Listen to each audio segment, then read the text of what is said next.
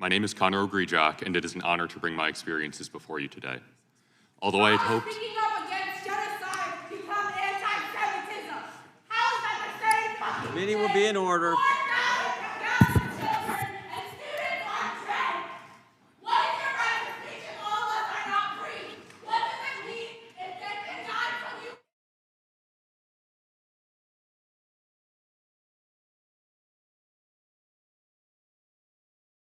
Again. Although I had hoped that my arrival to Where's higher the hearing for Palestinian students? Palestinian students, please come. Palestinian students is not anti-Semitism. Free Gaza! Free Palestine! Free Gaza! Free Palestine! Palestinian liberation is not anti-Semitism. Palestinian liberation is not anti-Semitism. Palestinian liberation is not anti-Semitism.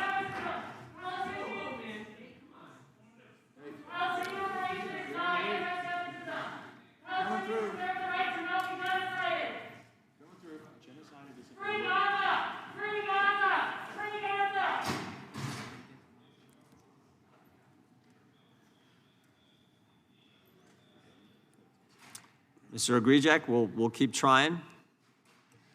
Thank you, Chairman Jordan, Ranking Member Nadler, and members of the committee. Palestinians deserve to speak on the genocide of their families. All right, sit down. You be Palestinian students deserve to speak on the genocide of their families. Stop silencing Palestinian students. Stop silencing Palestinian students. Stop silencing Palestinian students. They're speaking on the genocide. Membership in that group be removed. These people just being removed or arrested?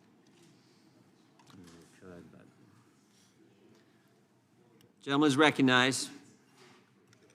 It is an honor to bring my experiences... Palestinian students should not be censored. You want to talk about putting money where your mouth is? There are 10,000, over 10,000 Gazans dead and more buried, half of whom are under the age of 18. And you're going to spend money and talk about this?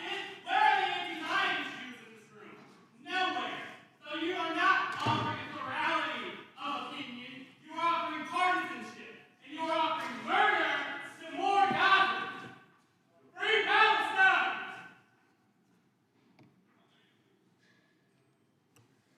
My name is Conor Ogrydziak, and it is an honor to bring my experiences before you today. Although I had hoped that my arrival to higher education would mark the arrival to a bastion of free speech, many of my firsthand experiences of freedom of speech violations at the University at Buffalo came during my membership of UB's chapter of Young Americans for Freedom. Two of the most prominent examples of freedom of speech bias that I witnessed at the university each came in the form of speaker events hosted by my chapter. In spring of 2022, as vice chair of my chapter, I had the opportunity to assist with hosting Lieutenant Colonel Alan West at UB, an event which was preceded by delays in the signing of our contract and a forced venue change, which was exposed by a Freedom of Information request. However, the most striking action taken against us followed Lieutenant Colonel West's speech, which had included a discussion of race in America and accounts from his decorated past.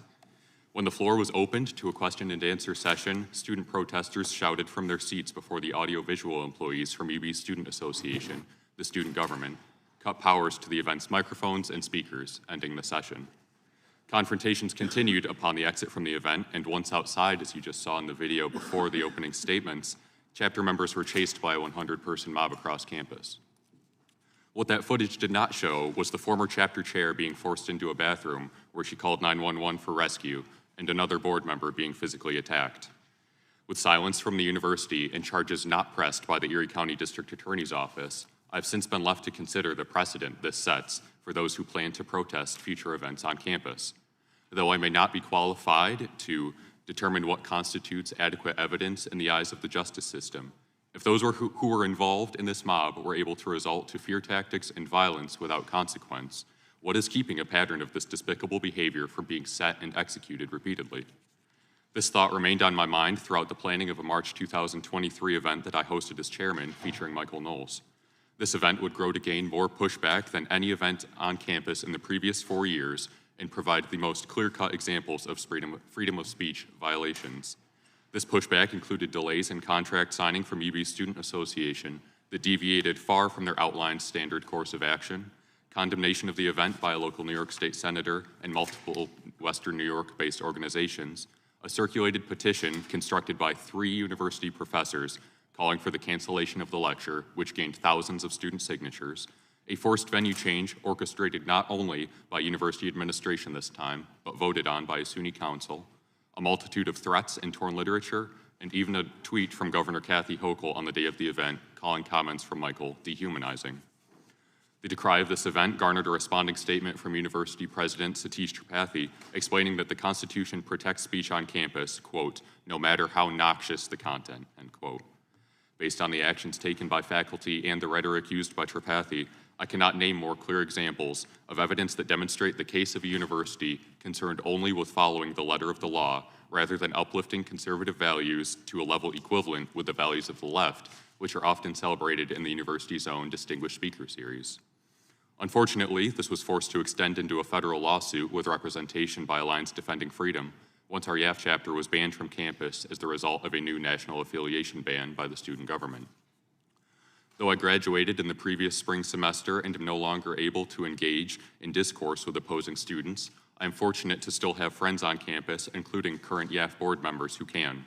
Something that has particularly concerned me recently, both on campus and off, is the outward support for Hamas under the guise of support for Palestinian civilians.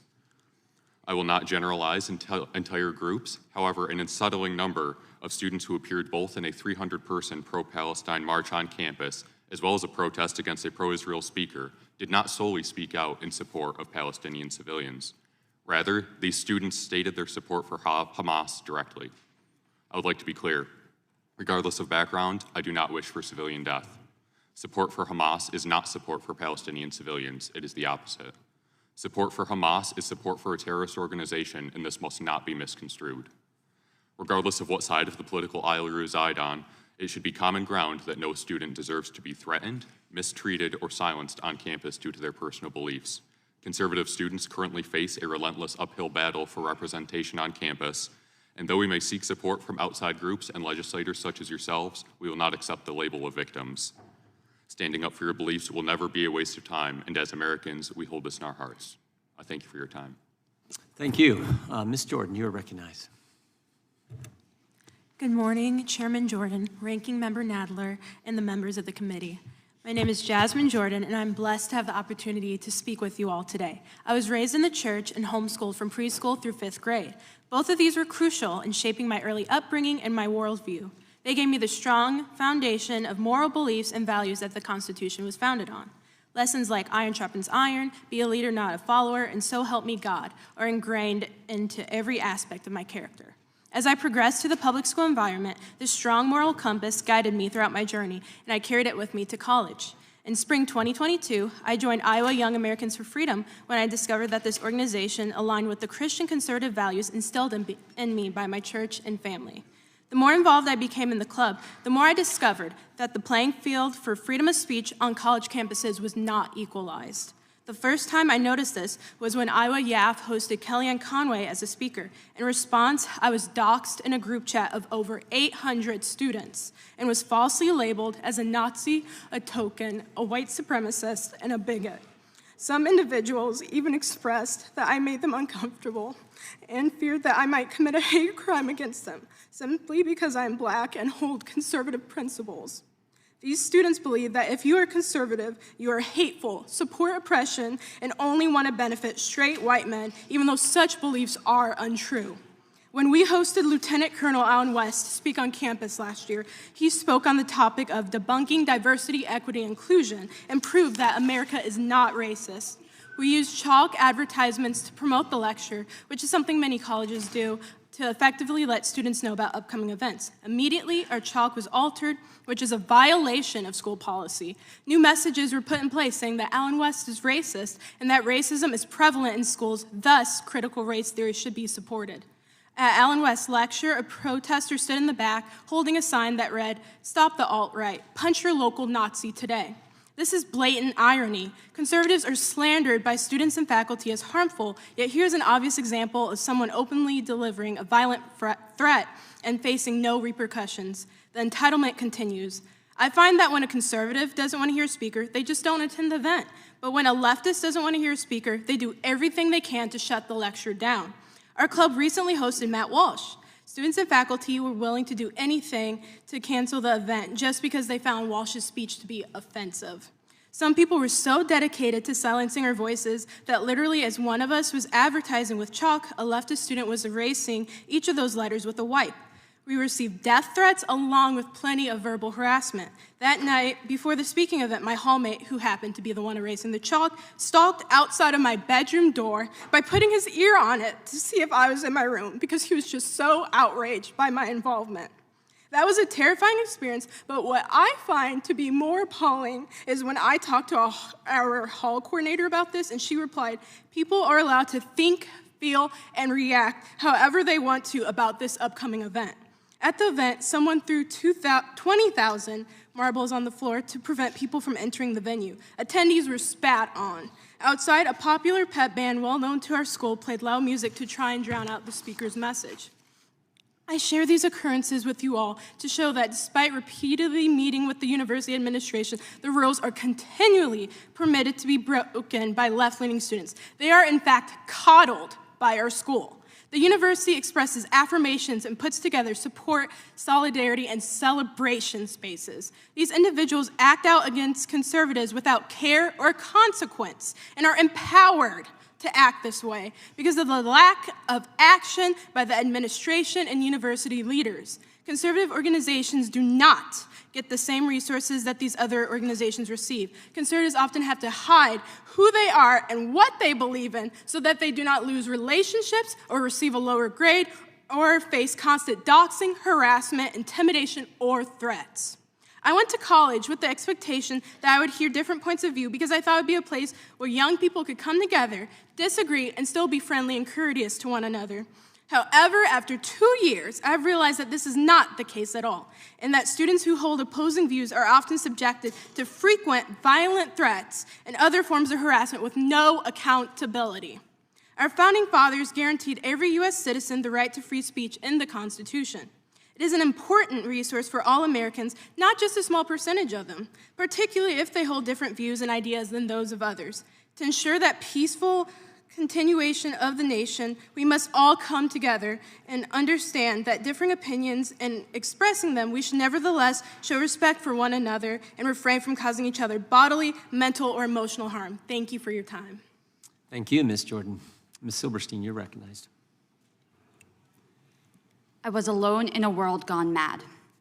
These are the words my grandfather wrote on the day in October 1942 after his father had been shot dead and the Jews in his small Polish town, including his entire family, were deported to a death camp.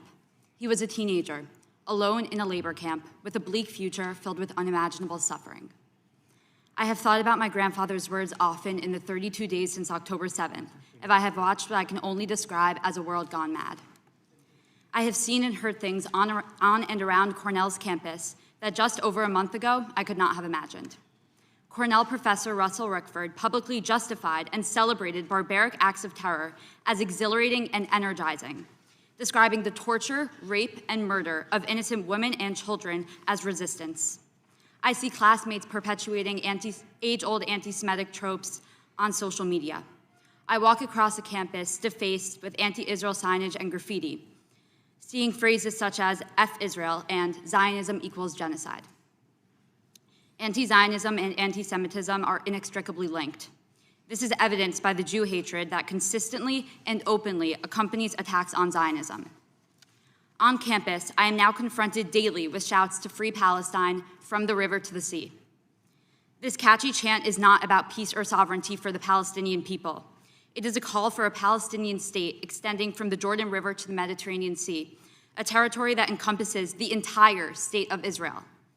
It is a Jew-hating, genocidal mandate seeking to deny the Jewish right to self-determination in Israel. It is a call to exterminate all Jews in accordance with Hamas's open and unequivocal goal. This chant is not about Palestinian life. It is about Jewish death. Imagine that you frequent Jewish events on campus. Imagine that you live in a Jewish sorority house. Then imagine scrolling on your phone one day, only to discover that a fellow student wants to shoot up the kosher dining hall and I quote, gang rape all Jew pig woman on campus. That is what my peers and I experienced last week when reading the multiple online threats made by a fellow student instructing other Cornell students to assault Jews on campus, to follow them home and slit their throats. This was not just hate speech. It was a call to action and an immediate threat. This sentiment did not begin with that student. Professors and student organizations have been fueling Jew hatred and spreading it across campus with disregard or potentially even with deliberate intent to incite. Free Palestine! Anti-Zionism is not anti-Semitism! Committee will be in order. Committee will be in order. Apologize, Ms. Silberstein. You can continue. And even after that student's arrest, professors have continued to teach blatant anti-Israel lessons in their classrooms. Students in the course Race, Racism, and Public Policy reported that Professor Lindsay played a video in class claiming that Israel is committing apartheid, in which students felt was an attempt to place blame for the terror attack on Israel. Students in the writing seminar, True Stories, taught by Professor Glaubman, reported that the professor suggested that Palestine is a textbook case of genocide and sought to pressure students who had previously expressed sympathy for Israel to change their views. These not-so-subtle examples of bullying and attempts at indoctrination have a tangible impact on the pervasive Jew hatred spreading throughout my campus. My grandmother, along with many of my family members and close friends, live in Israel. Why are they calling me every day to check in and see how I'm doing? Do I feel safe on campus? Is there enough security? Do other students know that I am Jewish? They live in an active war zone with rockets constantly being fired at them, and yet my safety on an American college campus is keeping them up at night. Growing up with the firsthand accounts of what my grandfather endured during the Holocaust, I could never comprehend how neighbors and friends stood by as Jews were rounded up to be killed, and how governments around the world turned a blind eye. Until now. Witnessing such unbridled and unapologetic anti-Semitism unfold on my college campus is a testament to the impacts of permitting Jew hatred to fester and infect the mob mentality of impressionable students.